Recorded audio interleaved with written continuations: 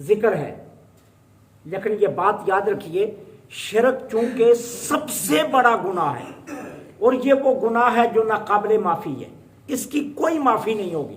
ہر گناہ کی معافی مل جائے گی لیکن شرک کی معافی نہیں ہوگی، اس لیے یہاں شرک کا ذکر کیا۔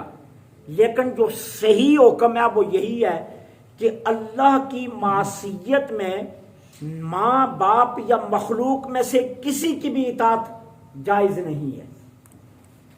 جو اللہ کی نافرمانی کا حکم دے اس میں کسی کی بھی اطاعت جائز نہیں ہے، چاہے ماں باپ ہوں چاہے کوئی اور ہو۔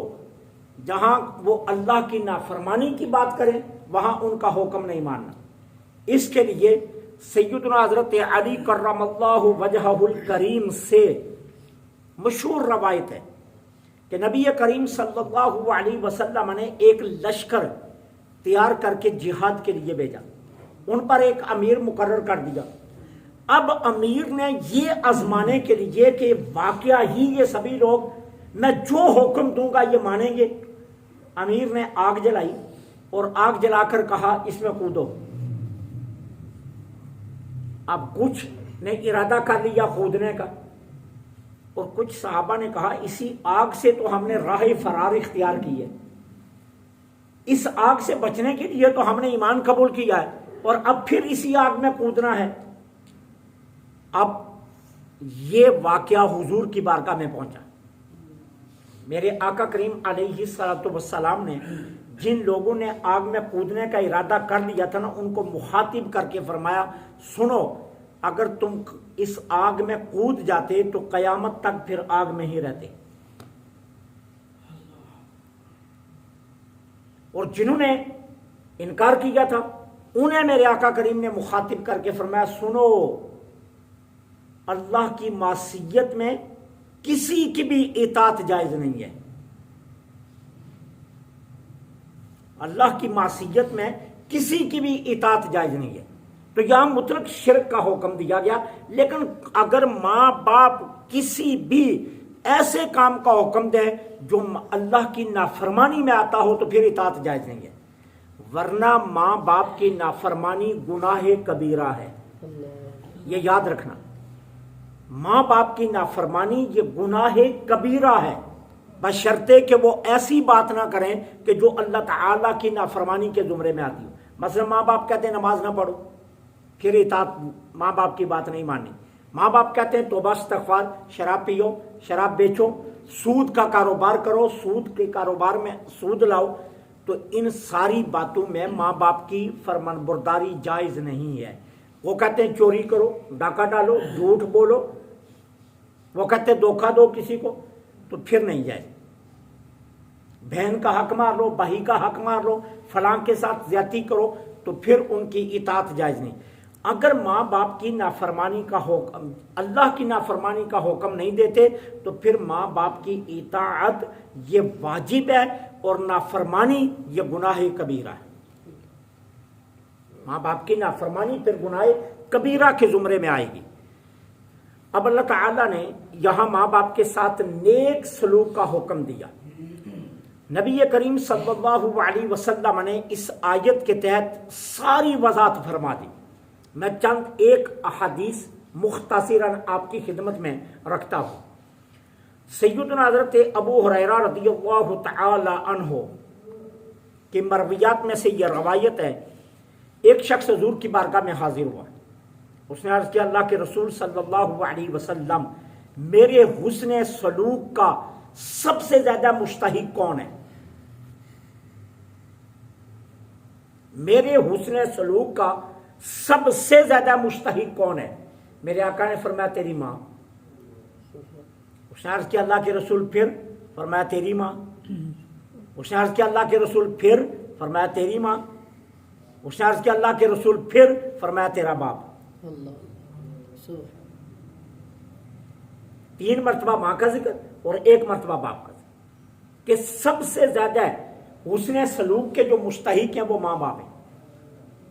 ٹھیک ہے، ہم دوستوں سے دوستی کی پنجیں بڑھاتے ہیں، دوستوں کے ساتھ کبھی ہم جھگڑا نہیں کریں گے، دوستوں سے کبھی تلخ کلامی نہیں کریں گے، دوستوں کے ساتھ کبھی غصے سے نہیں بولیں گے، کبھی دوست کو غصے والا چہرہ بھی نہیں دکھائیں گے.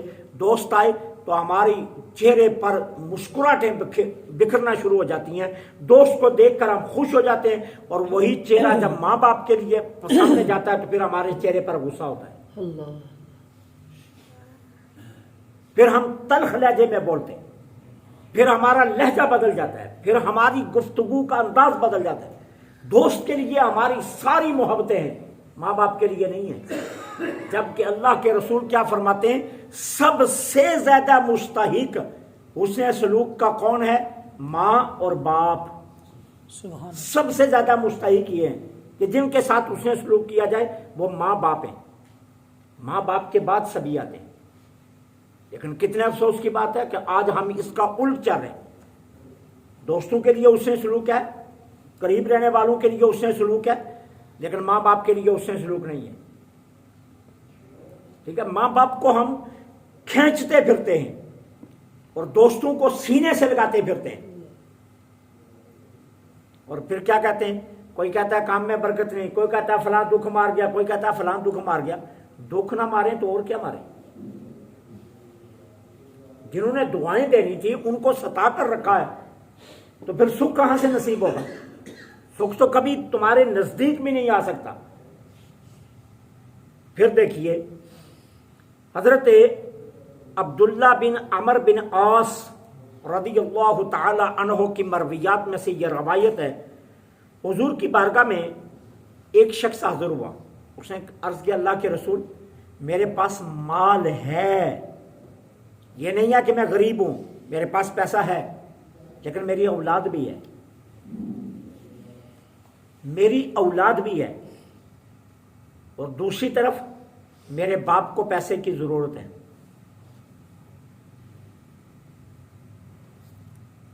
مال ہے میرے پاس, یہ نہیں ہے کہ نہیں ہے, مال ہے, دولت ہے, لیکن اولاد ہے ساتھ, اور میرے باپ کو پیسے کی ضرورت ہے.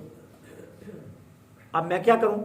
سرکار نے فرمایا تو اور تیرا مال تیرے باپ کی ملکیت ہے. سبحان. تو بھی اور تیرا مال بھی تیرے باپ کی ملکیت ہے. تیری کون سی ملکیت ہے؟ لہذا اگر تیرے باپ کو ضرورت ہے پیسے کی, سارا پیسہ باپ کو دے. خود فرمایا تیری اولاد تیری ملکیت ہے, تم اپنی اولاد سے روزی کھا. اگر وہ کماتے ہیں, نہیں کماتے تو جتنی ضرورت ہے باپ کے وہ باپ کو دے.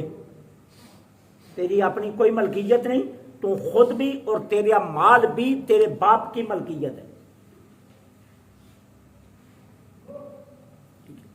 پھر حضرت عبداللہ بن عمر رضی اللہ تعالی عنہما, حضرت عمر کے شہزادے, فرماتے ہیں میرے نقا میں ایک عورت تھی جو مجھے محبوب تھی, مجھے پسند تھی, لیکن میرے والد حضرت عمر کو وہ ناپسند تھی.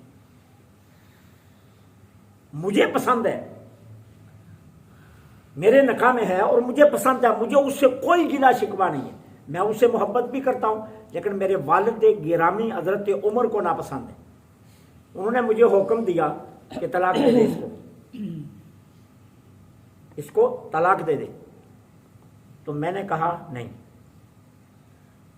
یہ مجھے محبوب ہے, مجھے پسند ہے, میں اس کو کیوں طلاق دوں؟ حضرت عمر حضور کی بارگاہ میں چلے, جا کر سرکار کی بارگاہ میں عرض کیا, اللہ کے رسول اس کی بیوی مجھے ناپسند ہے, میں اس کو کہتا ہوں طلاق دے دے, یہ کہتا ہے میں نے طلاق نہیں دینی. حضرت عبداللہ فرماتے ہیں سرکار نے مجھے بلایا اور فرمایا وہ کر جو تیرا باپ کہتا ہے, فرمایا وہ مان جو تیرا باپ کہہ رہا ہے, اپنی نہ مان کہ تیرا اپنا من کیا کہہ رہا ہے, ادھر دیکھ تیرا باپ کیا کہہ رہا ہے. کہتے ہیں جب سرکار نے یہ فرمایا تو میں نے طلاق دے دی. اس قدر ماں باپ کی اطاعت لازم ہے. سبحان